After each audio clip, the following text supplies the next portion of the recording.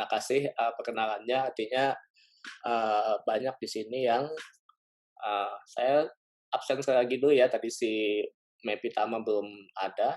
Coba di ini kita siap-siap dulu, foto dulu untuk absen. Ya, silakan. Oke. Ini zaman sekarang ini emang enaknya tidak pusing-pusing, kita mesti ke kampus ya, mesti macam-macam, jadi di rumah saja. Oke, kemudian kita akan mempelajari tentang politik hukum ya, udah tahu semua ya mata kuliahnya ya. Bener ya ini ya, politik hukum ya. Oke, jadi saya akan mengasuh perkuliahan ini sepertinya sampai akhir ya, karena Pak Maroni sedang dalam keadaan tidak sehat. Kita akan melakukan perkuliahan seperti ini karena perkuliahan Zoom saya sebenarnya ingin menawarkan juga mengenai waktu ya. Ini waktunya ke PJJ ini seperti apa ya? Nanti kita bahas lagi lah dengan koordinatornya ya, Nanda ya. Nanda tadi ya.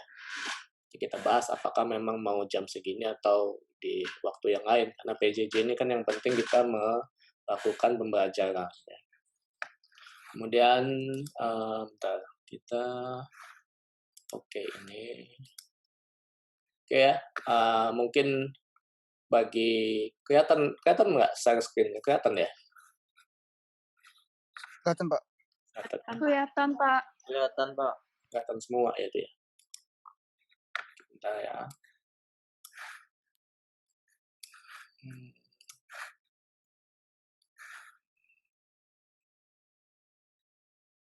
Oke ya. Jadi mungkin kalau bagi yang adik-adik saya yang di Fakultas Hukum angkatan 2016 ini sudah tahu ya sepertinya ya, sudah kenal semua kan ya rata-rata ya, sudah kenal semua, kemudian saya di dosen di Fakultas Hukum Unila sejak tahun 2003 ya. Jadi mungkin anak-anak yang 2016 ini udah tahu ya sepertinya. Kemudian saya mengasuh banyak mata kuliah di Magister Hukum ini lebih ke arah politik hukum karena riset saya adalah di soal pembangunan hukum Indonesia ya.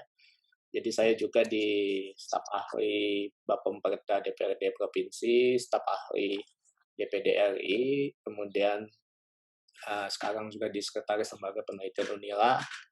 Saya sering juga di setiap tahun mengajar di Kobe University sebagai visiting, dan sering juga rutin untuk ikut Asian Law and Society ya, tiap tahun muter-muter lah.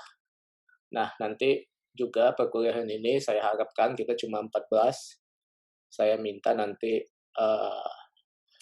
adik-adik di sini buat kita akan buat monograf untuk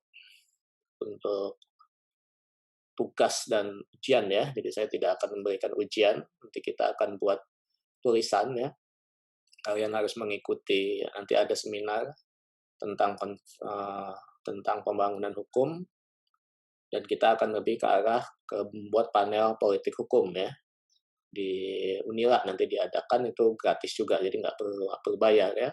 Nanti outputnya kita buat buku sama-sama, semoga di tahun ini, dan jangan khawatir nanti saya bayarin mengenai penerbitan bukunya. Dan itu adalah untuk penilaian dan tugas ya, penilaian tugas dan ujian, jadi semuanya nanti di situ. Jadi kita tidak lagi melakukan yang namanya perkuliahan seperti ujian yang seperti yang kalian lakukan di S1 itu ya. S1 itu kan ya begitulah namanya ya. Yang saya yakin juga S1 itu juga kadang-kadang kita nggak concern ya. Anak-anak juga kadang ilmunya juga pasti yakin saya. Kalian juga nggak begitu memahami mengenai hukum ini, saya yakin sekali. Oke, ini ya. Jadi memang termasuk saya juga itu meneliti mengenai politik hukum ini dan pembangunan hukum ya. Kemudian kita materi kuliah kita akan lebih ke arah pemaparan ya, diskusi. Nanti saya akan bertanya juga kepada kalian semua seperti apa ininya ya, yang kemudian diskusi, kemudian review mandiri dan tugas ya ini ya. Ini tugas juga seperti ini. Oke. Oke, kemudian nah sekarang kita akan beralih ya. Kalian kan udah belajar juga S1. Sebenarnya apa sih apa namanya politik hukum ini? Ada yang bisa nggak? Nah, ada yang bisa nggak kira-kira apa sih yang dimaksud dengan politik hukum ini? Nah, saya setting tempat dulu. Ya, ada yang tahu kira-kira? Silakan dijawab kira-kira. Politik hukum itu apa sih menurut kalian? Ya. Siapa yang bisa kira-kira? Apa aja yang menurut kalian tuh dalam pikiran kalian tuh apa nggak apa-apa? Salah juga nggak apa-apa. Silakan siapa? Pak, izin menjawab, Pak. Siap. Silakan. Izin menjawab, Pak. Ya, silakan Prayoga. Jadi, kalau menurut pandangan saya, politik hukum itu adalah suatu kebijakan yang mana kebijakan itu bersifat mendasar untuk menentukan suatu bentuk ataupun isi dari hukum itu sendiri, Pak. Kebijakan yang bersifat mendasar ya. Dia yang menentukan isi hukum. Bentuk dan isi hukum itu yang akan dibentuk, yang akan dibuat. Misalnya kalau dalam konteks aplikasinya di mana itu ya? Kira-kira dokumen apa gitu? Ada gambaran nggak?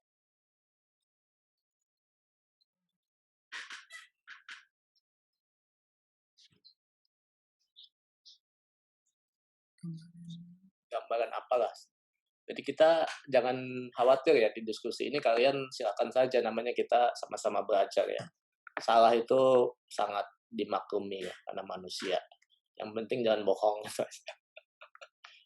Silakan, siapa?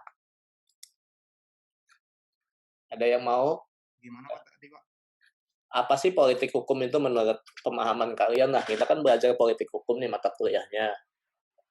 Jadi saya pengen tahu dulu sebenarnya pengertian kalian dalam mengikuti kuliah ini apa sih dalam benak kalian? Politik hukum ini apa?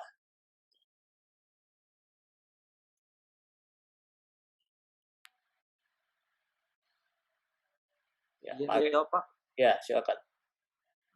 Kalau menurut saya politik hukum itu merupakan pilihan tentang hukum yang akan diberlakukan sekaligus hukum-hukum yang tidak diberlakukan yang semuanya dimaksudkan untuk tujuan negara, mencapai tujuan negara. Untuk mencapai tujuan negara. Pilihan-pilihan hukum ya. Mau hukum yang dibentuk ya. Pilihan tentang hukum-hukum yang akan diberlakukan. Pilihan tentang hukum-hukum yang akan diberlakukan. Oke. Selanjutnya kita tampung dulu ya semuanya.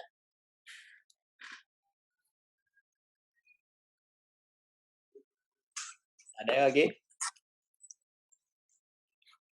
Ya, Pak. Izin menjawab, Pak. Izin menjawab, Pak. Siap. Siapa dulu nih?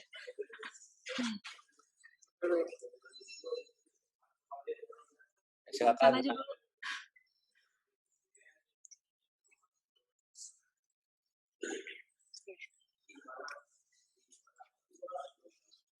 Ya, silakan siapa? Nggak apa-apa. Silakan aja dulu. Ya, Pak. Saya, Pak. Izin menjawab, Pak. Ya. Politik hukum menurut pandangan saya itu adalah apa ya, Pak? Aturan-aturan dalam berpolitik, Pak. Aturan dalam berpolitik. Aturan-aturan dalam berpolitik untuk mencapai tujuan tertentu. Jadi aturan dalam kita berpolitik ya. Oke. Oke. Ya. Selanjutnya.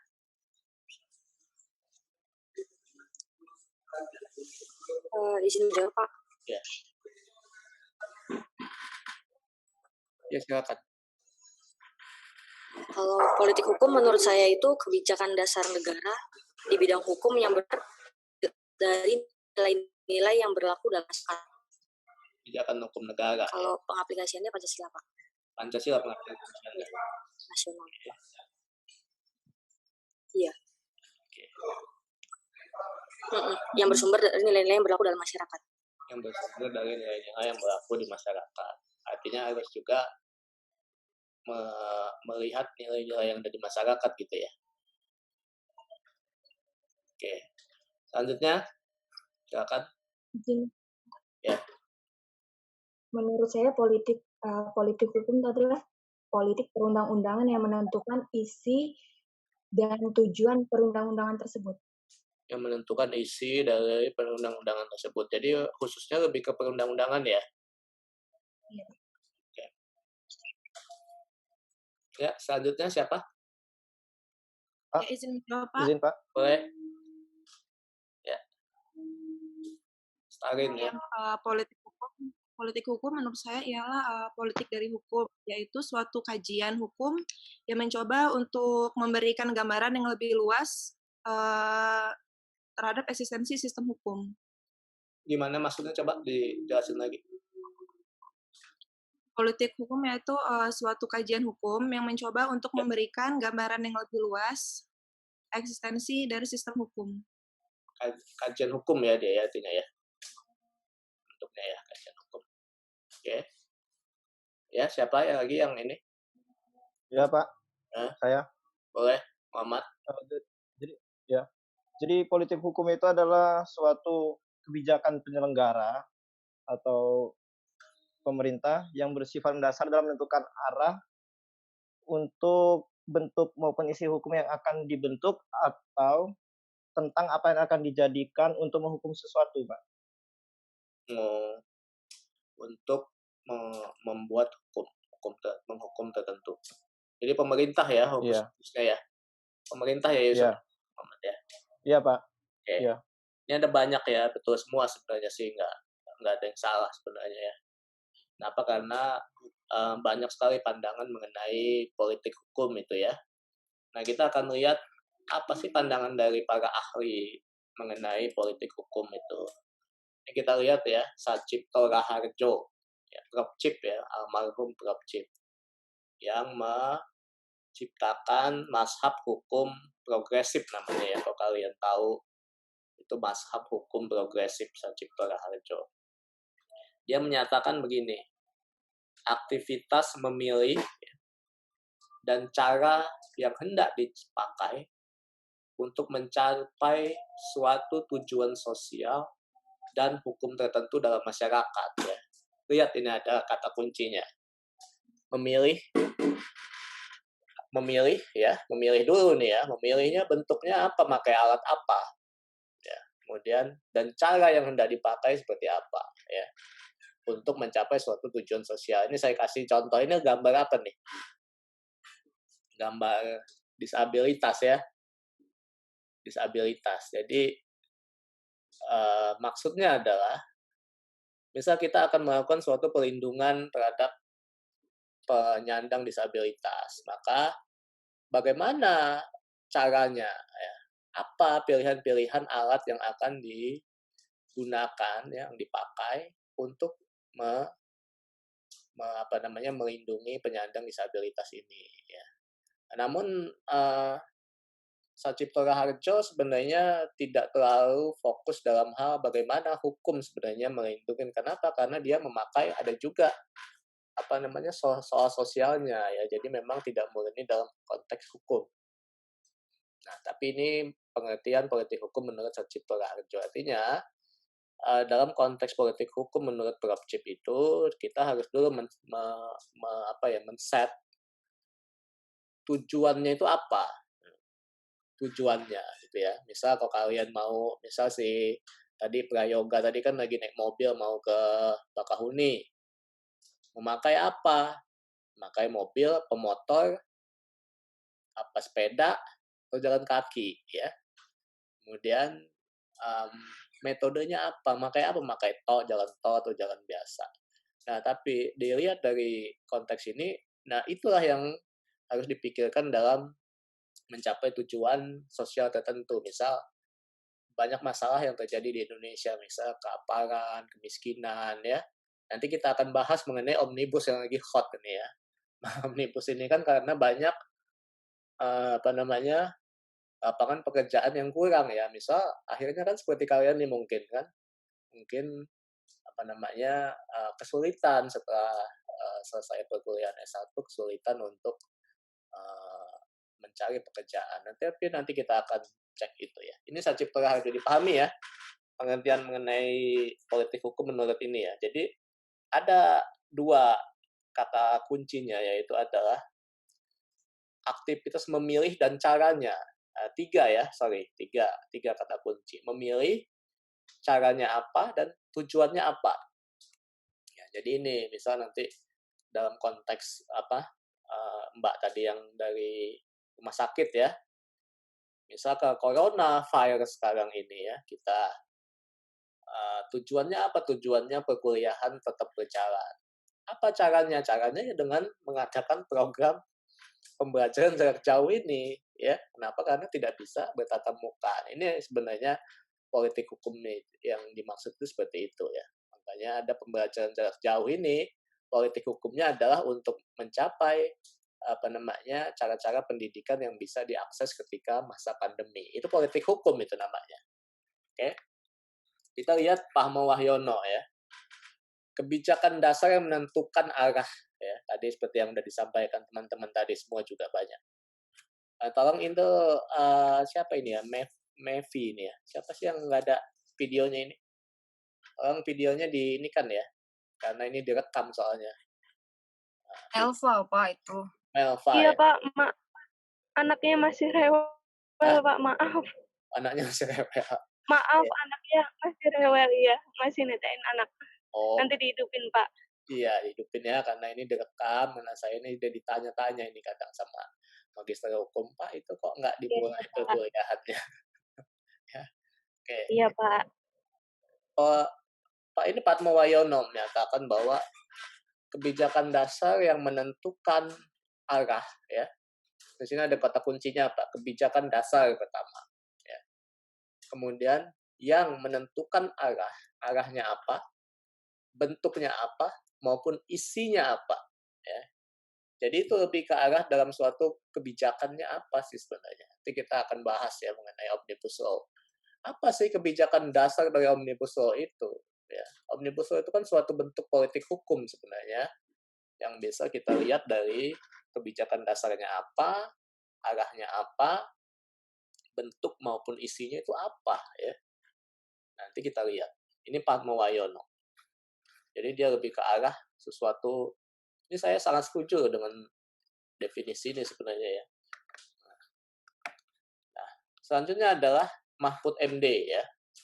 Mahfud MD katakan ini adalah proses pembuatan dan pelaksanaan hukum ya, yang menunjukkan sifat dan ke arah mana hukum akan dibangun ya. Jadi ada proses ya. Dia kata kuncinya itu ada proses pembuatan dan ada proses pelaksanaan ya, yang menunjukkan kemana sih hukum Indonesia ini mau dibawa ya. Misal kita kasih contoh omnibus lah yang lagi hot ya, atau mungkin RUU KUHP, misal hukum pidana kita mau dibawa kemana nanti kalau yang mau ke arah KUHP, atau kalian misal kemarin nulis skripsi itu tentang macam-macam, itu pasti itu ada yang menunjukkan ke arah mana hukum itu akan dibangun. Misalnya hukum Indonesia lah, apa kita mau ikut hukum Amerika ya. Misal saya kasih contoh, di Jepang itu sudah mulai, meskipun dia negaranya adalah Eropa kontinental, dia memakai sistem juri namanya. Kalau kalian nonton J-drama itu sudah ada di situ ya. Atau Korea lah ya, Korea ada yang Drakoranian lah ini ya, Drakor ya, mania. Itu saya lihat ada film ya, film drama Korea atau apa, itu menunjukkan bahwa Korea itu sudah memakai sistem juri ya, padahal dia masuk ke dalam tradisi Eropa kontinental. Dia akan mengarah ke situ. Ke arah mana hukum itu akan dibangun. Oke ya. Nah, kalau saya melihat begini sebenarnya. Kenapa? Karena saya praktisi hukum juga ya. Saya sering membuat undang-undang ya. dan lainnya. Kalau saya menganggap politik hukum itu adalah arah dan tujuan pembangunan hukum. Pembangunan hukum itu berkaitan dengan yang namanya pembangunan perundang-undangannya maupun pembangunan kelembagaannya ya. Pembangunan kelembagaan itu misalnya ada lembaga-lembaga yang baru, misalnya KPPU, Pengadilan Niaga, ya, Komisi KPU dan lain sebagainya. Baik dalam proses perencanaan ya. Kenapa ada perencanaan? Perencanaan ini nanti yang menentukan kebijakannya ya. Perencanaan, pembuatan maupun penegakan hukum berdasarkan konstitusi. Kenapa dikatakan di sini berdasarkan konstitusi? Karena di Undang-Undang Dasar 1945 itu dinyatakan bahwa Indonesia negara berdasar hukum ya. Kemudian pelaksanaannya itu berdasarkan adalah konstitusi. Ya, coba kalian cek di pasal 1 kalau nggak salah itu ya. Ada di situ bahwa seluruh kehidupan hukum di Indonesia itu harus berdasarkan konstitusi. Nah, kemudian ada tiga dimensinya, itu perencanaan ya, nanti akan masuk kita ke program legislasi nasional misalnya. Ada program legislasi nasional, ada yang namanya itu RPJP, kemudian dari pembuatannya misal dalam pembuatan perundang-undangan, kemudian dalam konteks seleksi lembaga-lembaga negara, ya, kemudian dalam konteks pemilu itu dalam pembuatannya, kemudian dalam penegakan hukum misalnya seperti yang sekarang lagi heboh mengenai penangkapan yang menyebarkan informasi hoak ya. Bagaimana penegakan hukumnya sih yang akan dibangun? Apakah penegakan hukum yang berdasarkan yang diskriminasi atau indiskriminasi dan lain sebagainya. Jadi saya melihat bahwa politik hukum itu adalah keseluruhan ini sebenarnya, tidak hanya terkait dalam suatu apakah itu kebijakan dasar aja, tapi sebenarnya politik hukum itu adalah suatu arah pembangunan hukum kita mau dibawa kemana Indonesia ini. Ya, nanti saya share di siapa nanti ya, ke ketua kelas mungkin bahwa ada namanya artikel Daniel Eslev ya. Itu menyatakan from the justice ready to the banyan tree ya. Jadi Indonesia ini dulu lambangnya itu memakai Dewi Keadilan. Nah, kalau kalian lihat Fakultas Hukum Unila ada tuh ya Dewi Justitia ya, megang pedang, menutup mata ya. Nah, Indonesia lambangnya tidak Dewi Justitia kalau kalian lihat, tapi adalah yang namanya pohon beringin ya. Makanya Daniel Eslev di tahun 1965 itu kemudian membuat artikel from the justice ready to the banyan tree ya. Dari Dewi Keadilan ke arah ke pohon beringin. Itu menandakan ada suatu perubahan sebenarnya pembangunan Indonesia dari model pembangunan barat menjadi pembangunan yang diinginkan ala Indonesia. Nah, meskipun sekarang juga Indonesia ya masih juga kebingungan dalam konteks ini, dalam konteks pembangunan hukum. Nanti kita bahas juga ini karena perkuliahan pertama, jadi saya pengen pemantik aja. Nanti kita akan bahas tuntas mengenai mulai sejarah hukum Indonesia ya, baik yang mendapat warisan dari Eropa kontinental, dari Roma ya, kemudian sampai ke arah pembangunan hukum yang ada di tahun 1965 ya, 1970 sampai sejak reformasi ini ya. Nah, kalau kita lihat ada di mana posisinya, ada di konstitusi ya kalau kita lihat. Jadi kalau melihat politik hukum Indonesia itu ya lihat dari konstitusi kita. Apa ada konstitusi kita yang tentang kalau kita dulu belajar konstitusi dan HAM itu saya selalu menyampaikan bahwa konstitusi kita itu ada klaster-klasternya. Misal ada tentang kelembagaan negara, ada tentang HAM, ada tentang tentang hal-hal yang bersifat fundamental, misalnya benderanya seperti apa, lagu kebangsaan, termasuk juga kedaulatan ekonominya seperti apa. Ya. Kemudian perencanaan, ada di mana perencanaan? Kalian pernah lihat nggak bentuk program legislasi nasional misalnya? Ya, Kalau kalian itu program legislasi nasional namanya. Ya, sekarang itu ada program legislasi nasional 2020-2024 ya. Ada, saya kalau agak lupa sekarang. Ada 247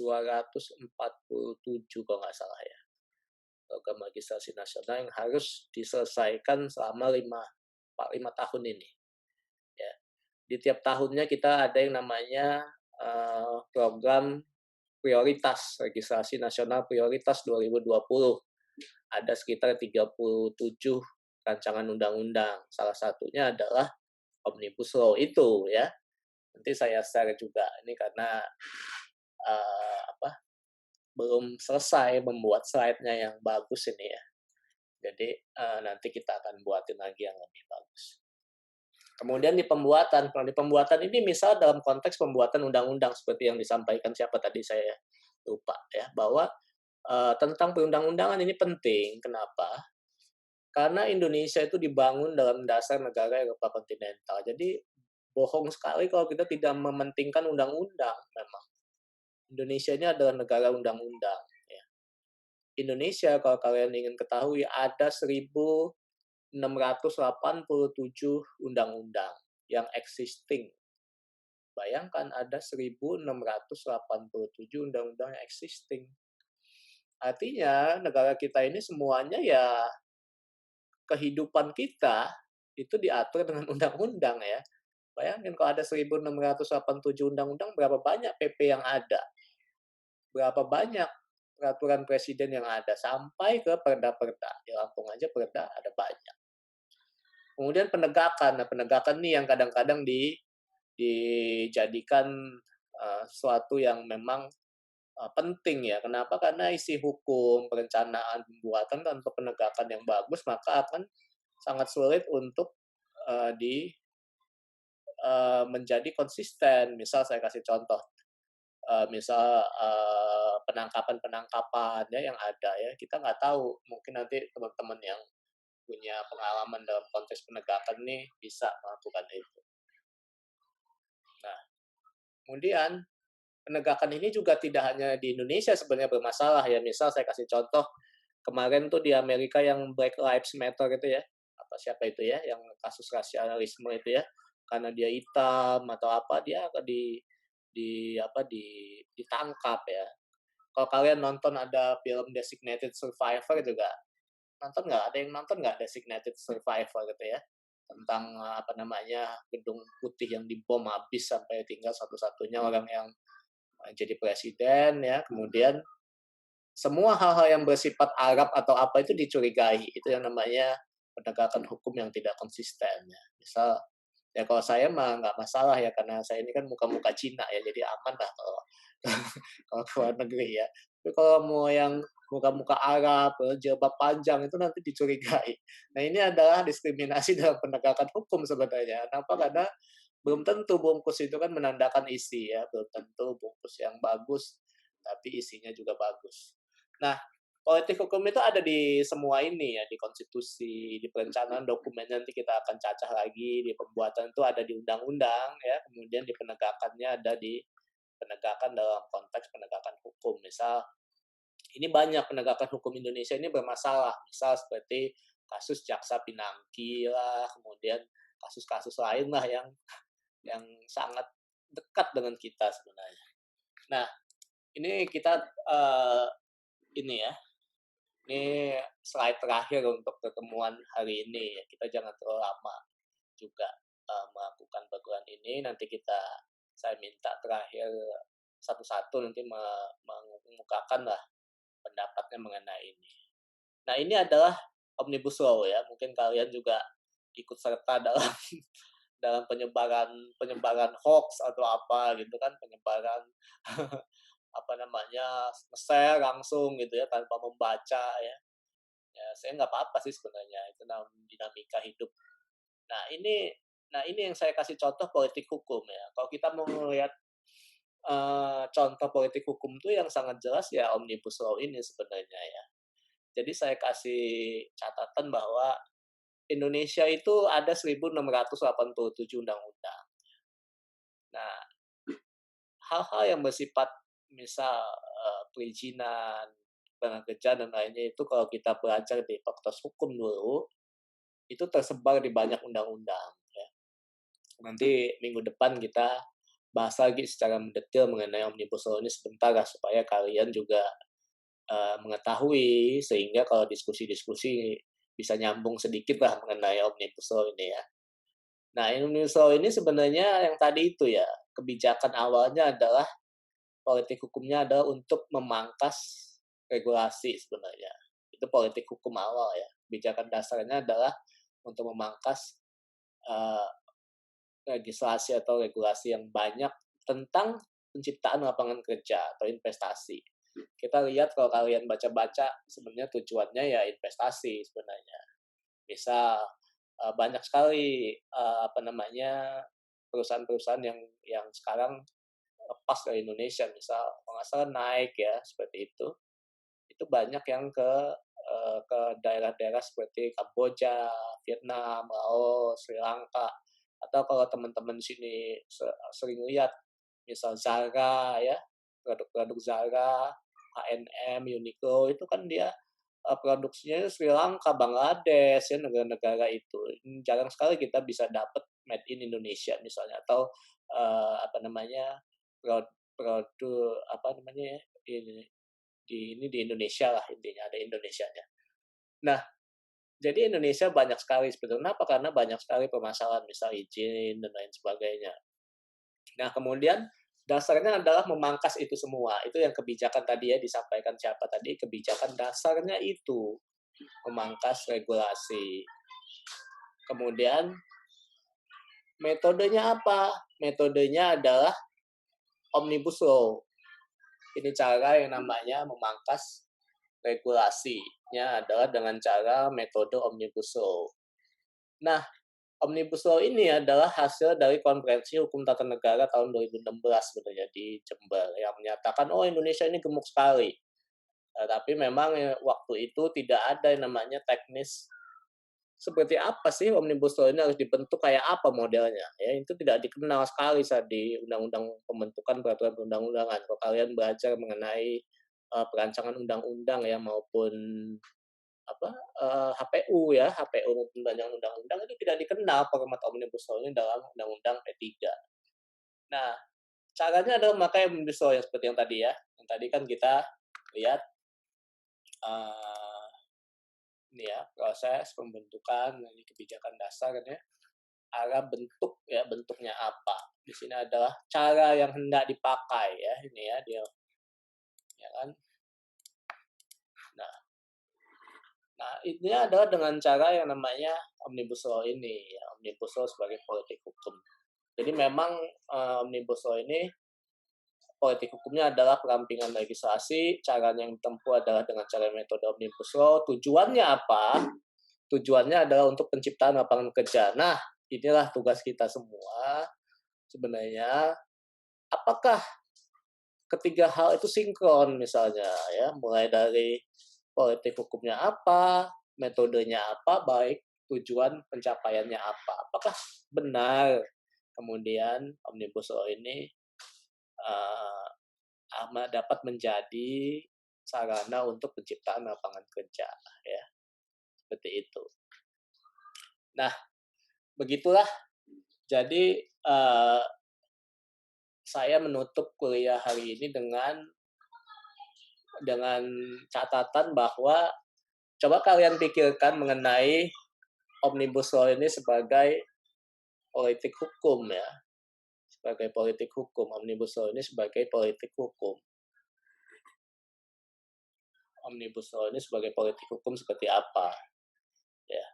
Nanti saya akan share juga ininya, bahannya. Coba tolong direview aja sekitar 1 halaman lah untuk kita, atau silahkan dikomentari lah untuk kita menutup ini ya, supaya pas 12:30 lah ya. Kan karena direkam nih ketahuan kalau kita motong-motong perkuliahannya. Kalau saya ini senangnya kalau perkuliahan terus lama-lama, yang penting kita bisa saling memahami aja. Nah, silahkan siapa yang mau mendiskusikan ini, silahkan saya buka sesi kita. mau bertanya juga tidak apa-apa karena saya sedikit banyak juga terlibat sebenarnya dalam Omnibus Law ini ya, mulai dari perencanaan ya, program legislasi nasional saat itu diketok tahun 2019 bulan Desember, saya ikut juga di dalamnya, baik penyusunan dalam konteks beberapa hal, misalnya dalam hubungan pusat dan daerah itu saya ikut juga dalam tim panitia kerjanya. Silahkan siapa yang mau Baik. ini? Siap. Yanto, Pak.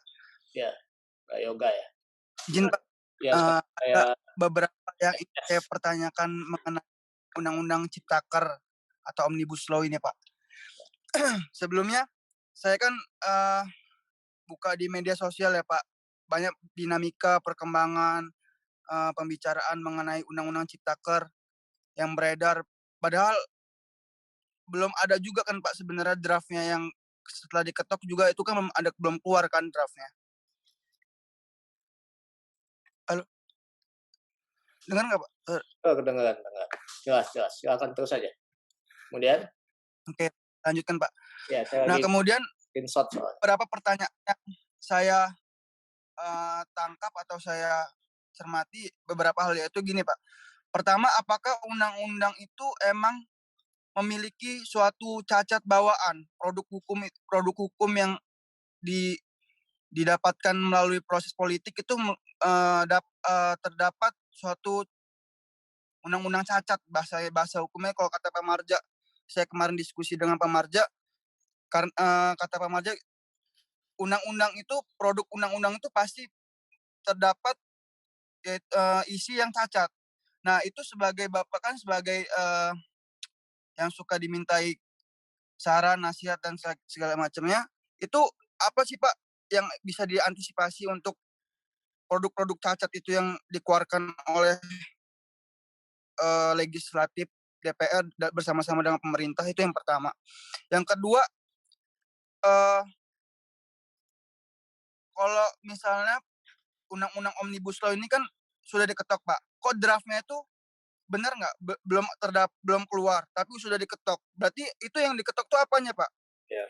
Harusnya kan draftnya dulu sudah pasti isinya, sudah di paripurnakan bahasanya, mohon dikoreksi kalau salah Pak. Terus tuh sudah pasti, baru diketok. Itu kok sudah diketok dulu tapi isinya belum ada. Jadi itu yang membuat beredar hoax, berita-berita yang bohong di media sosial. Jadi kita sebagai mahasiswa terutama Pak, itu kalau saya enggak ya Pak, saya belum berani menyebarkan karena saya juga kan belum membaca. Saya juga dapat dari kawan saya katanya 1028 halaman. Terus juga ada juga yang 905 halaman. Jadi saya juga belum berani baca ataupun apa, karena kan belum resmi, belum dapat dari website DPR RI-nya. Itu saja dulu Pak sebelumnya. Terima kasih. Terima kasih. Lagi di mana kamu Yoga itu? Saya lagi ngambil laptop Pak. Laptop saya rusak Pak. Oke. Ya. Enaknya pelajaran daring ini bisa di mana-mana ya, bisa sampai di toilet juga bisa sebenarnya ya, asal virtual background-nya terada aja. Oke. Jadi memang benar ya, kalau undang-undang itu ya dari zamannya dulu juga nggak pernah namanya lengkap makanya ya. Namanya dalam konteks kalau kalian belajar filsafat hukum ataupun teori hukum, itu tidak pernah ada namanya undang-undang itu yang lengkap. Dulu di bukunya The Concept of Law, ya, Haila Hart juga bilang katanya bahwa ada selalu gap antara hukum dan realitas yang ada. Ya, misal saya kasih contoh, dulu Hart menyatakan dulu ada aturan mengenai anak kecil tiap orang yang tidak boleh berkerudung memasuki gereja gitu ya. Nah, kemudian ada juga penafsiran bagaimana dengan anak kecil yang memakai topi gitu ya. Apakah kerudung itu sama dengan topi? Pokoknya intinya adalah hukum positif itu tidak akan pernah lengkap. Ya, makanya di KUHP pun sekarang santet ya. Ketika dia KUHP itu ditransplantasi langsung dari zamannya Napoleon masuk ke Belanda, masuk ke Indonesia, ternyata di Belanda itu nggak ada santet. Di Perancis tuh nggak ada santet. Tapi di Indonesia ada banyak kan santet ini meskipun nggak susah pembuktiannya ya. Makanya di RUKUHP itu dimasukkan, santet masuk. Tapi kemudian jadi permasalahannya gimana pembuktiannya. Jadi memang selalu gap itu selalu ada ya. Kalau di Indonesia ya namanya tembak-tembakan lewat dunia maya itu juga banyak. Bukan dunia maya ya, dunia gaib itu ada. Dan itu tidak masuk ke dalam hitungan dari hukum positif kita. Nah, khusus Omnibus Law ini memang unik sebenarnya ya. Itu yang saya bilang sebenarnya Omnibus Law ini punya cacat bawaan dalam konteks modelnya ya.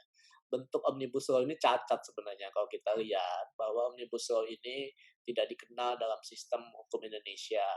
Kalau kalian belajar HPU dan perancangan juga tidak dikenal modelnya dalam model pembentukan peraturan undang-undang Indonesia. Omnibus Law itu kalau kalian ketahui ada sekitar 170 dengan versi yang berbeda-beda, 170, 180 pasal. Isinya kebanyakan merubah misalnya pasal 60, ketentuan dalam beberapa undang-undang diubah, satu undang-undang A, B, C. Sehingga akhirnya sangat sulit dibaca dalam konteks Indonesia. Kalau kalian membaca Omnibus Law, satu pasal saja kalian harus buka 5 undang-undang. Ya. Kenapa? Karena dia tidak mencabut, dia merubah saja. Pada akhirnya, nah ini saya jadi kasih bocoran, akhirnya politik hukum perampingan legislasi yang dikumandangkan itu nggak tercapai. Kenapa? Karena ya tetap aja undang-undang lamanya kok masih berlaku kok. Makanya banyak sekali kemarin itu banyak yang salah sangka misalnya. Salah satunya mungkin salah sangkanya kayak gitu. Oh nggak diatur di Undang-Undang Omnibus Law, di Undang-Undang Cipta Kerja. Ya memang karena diaturnya di Undang-Undang lama. Meskipun memang banyak sekali ya permasalahan yang ada, saya akui. Misal banyaknya aturan-aturan yang didelegasikan ke PP ya. Ini tidak sesuai dengan ajas materi muatan. Nah kalau memang dikatakan cacat ya agak cacat sih. Omnibus Law ini dalam konteks model. Kenapa model itu nggak dikenal ya, sama aja kayak ada suatu makhluk yang tidak dikenal gitu dalam konteks kehidupan ya. Nah, itu namanya kan nggak ini cacat juga itu. Nah, tapi sebenarnya kalau dalam konteks proses ya, kita bisa dikatakan juga tidak benar ya. Kenapa? Karena proses ini ya sepanjang yang saya ketahui dan dia benar-benar ada dokumen resminya, ada 56 kali rapat panja, ada 5 bulan penyusunannya ya. Dan kemudian yang paling utama itu prosesnya dijalankan. Ada yang namanya masuk prolegnas ya, ada yang kemudian ada pembahasan tripartit, ada paripurna, ada pengiriman surat ke presiden. Pokoknya prosedurnya itu saya yakin itu sah kalau prosedur ya. Kenapa? Karena selain itu di MK pun tidak ada presiden ya. Saya belum lihat presiden bahwa ada soal formil ini menjadi gagal undang-undang dicabut itu belum ada di presiden di MK. Nah, memang masalahnya adalah ada draft yang berbeda-beda sehingga menggambarkan bahwa ini cacat. Dan kemudian perlu diketahui juga kepada teman-teman di sini bahwa sebenarnya itu belum disahkan ya, harus diingat ya, di Undang-Undang P3, Undang-Undang Pembentukan Peraturan Perundang-undangan itu ada 2 tahap, satu persetujuan, satu pengesahan. Nah, Omnibus Law ini masih tahap persetujuan ya. Jadi jangan salah juga ya bahwa ini belum disahkan ya. Nah, disahkan itu ketika presiden tanda tangan masuk ke lembaga negara. Presiden belum tanda tangan. Nah, kemudian jika presiden nggak mau tanda tangan kata undang-undang P3, pembentukan peraturan undang-undangan, 30 hari sejak disetujui nanti otomatis sah. Ya, otomatis sah. Jadi kalau misalnya presiden masih nggak mau tanda tangan, nanti tunggu aja 30 hari sejak tanggal 5 Oktober kan. Nah, memang tapi masalahnya itu tadi, ada draft yang berbeda-beda. Ini memang blunder. Saya bilang ke teman-teman di grup, macam-macam itu di grup akademisi dan lainnya, ini blunder terbesar DPR ya. Kenapa? Karena kok bisa gitu ya. Berbeda naskah dari paripurna sampai surat ke presiden itu impossible. Harusnya sekretariat itu kan ada namanya rekaman ya. Pengalaman saya di DPR maupun di DPD di pusat, itu setiap rapat tuh ada rekamannya sebenarnya. Jadi sebenarnya kalau mereka mau sebenarnya bisa dibuka lagi apa yang berbeda-beda itu. Cuma saya sih merasakan ya, karena pengalaman merasakan suasana kebatinannya pada saat itu sebenarnya. bayangkan kalian di jam 12 malam, tengah malam, ya, itu kemudian hektik, ada 1.200 halaman, ya, ada 1.000 pengaturan lebih, klasternya ada 11, ada 79 undang-undang terdampak. Ketika disetujui, pada saat itu mungkin ini tapi harusnya off the record itu ya, kayak bisa diupload.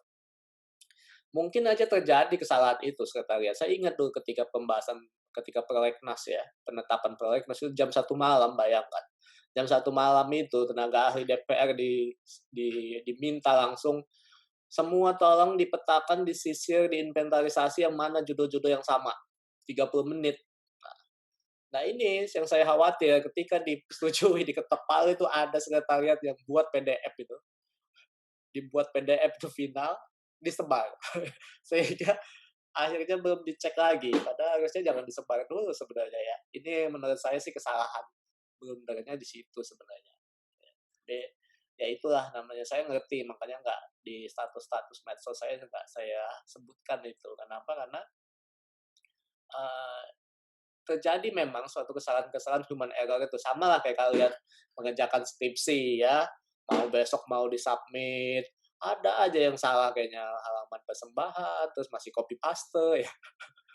Masih copy paste, belum dibenahi, copy paste aja. Kabupatennya masih ada yang salah, harusnya di pengadilan negeri A, masih ke pengadilan negeri B, ya, karena belum ini ya, itu adalah human error ya, tapi memang itu tidak dibenarkan dalam konteks negara. Jadi gitu ya, Prayoga ya. Memang Omnibus Law ini karena sorotannya banyak sehingga dan pasalnya banyak sehingga otomatis human error-nya sangat tinggi sebenarnya. Pasti itu. Ya, dengan tekanan yang banyak, orang pengen minta draft-nya secara cepat ya, sehingga gagap-gapan akhirnya DPR. Ini memang blunder terbesar sih menurut saya. Ya, silakan yang lain yang menanggapi seperti apa? Ada?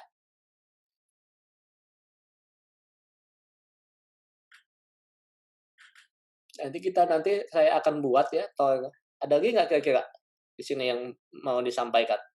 Ini tinggal 2 menit lagi, 12.30 ya. Kalau kita cukupkan, nanti saya akan buat semacam flyer ataupun tour ya untuk kita buat tulisan. Jadi ini kan bagus juga kalau cuma 14 orang ini ya, kita satu-satu kita buat tulisan sekitar 5 halaman atau 10 halaman. 5 halaman aja kalau 14 orangnya ada berapa ya? Saya juga ikut nulis itu, nanti kita buat, terbitkan buku. Kalau emang mau itu nanti saya ini kan ya, rekomendasi topik-topiknya, mau Omnibus Law ya, bisa Omnibus Law dalam kerangka politik hukum Indonesia atau apa. Nanti kita itu, jadi saya inginnya kita nilainya dari situ aja semua, biar kalian juga belajar tulis ya. Nanti dibimbing juga, apalagi ini metodenya daring kan. Akan bangga juga kan kalau kalian punya buku itu. Buku apa gitu ya. Nanti kalau soal biayanya jangan pikirin nanti saya bayarin, tenang aja. Oke, ada lagi yang mau ditanyakan atau apa? Silakan, siapa? Kalau tidak ada, saya tutup. Gimana? Oke ya? Cukup ya? Udah ini juga, udah capek ya kan? Udah 1 jam ya. Sama. Next. Oke, kalau gitu demikian kita kita sambung lagi minggu depan, tanggal berapa itu ya? Minggu depan nanti saya lagi akan sampaikan juga ke siapa?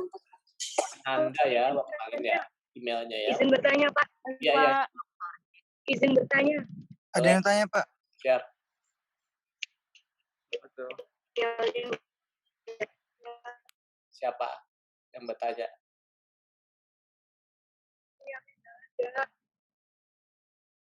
Suaranya putus.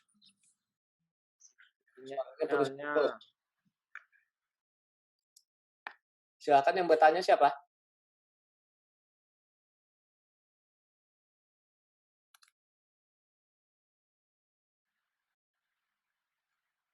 Udah keluar ya? Disconnect ya? Iya, Pak. Iya, Siapa Pak. yang Elva itu, Pak. Oh, Elva. Iya, kan dia jauh kan. Sinyalnya jelek tadi chatting soalnya. Oke.